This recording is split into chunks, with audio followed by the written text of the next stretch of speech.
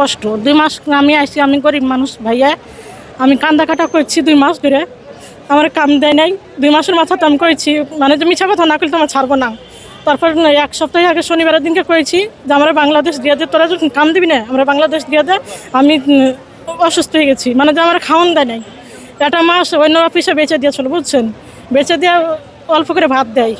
ওটাই তো আমার খিদে মরতেছে না, আমি এখানে চাপ দিই, আমার ঘুমতেছে না, বুঝছেন, আমি অসহায় মানুষ। এবার গিয়েছিলেন 2 মাস থাকলেন, এই 2 মাসের মধ্যে নির্যাতন করেছে আপনাকে? না না, নির্যাতন করে নাই, মিছা কথা কম না ভাইয়া, আমার খাবার কষ্ট দিয়েছে এটাই। তাছাড়া মারধরও করে নাই, খারাপ ব্যবহারও করে নাই। ওকে, মূলত হেল্প করবে কিছু, আমার দালালি হেল্প করে নাই। এখন আসলেন কার মাধ্যমে আসছেন? আমি আসছি অফিসে কয়েছি যে আমরা বাংলাদেশ দিয়ে দে, আমি এই জায়গায় তার ঘর পারতেছি না, আমার কাম দাস না কিছু দাস না, আমরা বসায় রাখিস। আমি যেদিনকে আসো টিকিট কাটি চাইছি, সেদিনকে কয়েছি মিছা কথা কয়েছি যে আমি অসুস্থ, আমরা বাংলাদেশে দিয়ে দে, না ছাড়া না করলে তো আমরা ছাড়বো না। মানে মূলত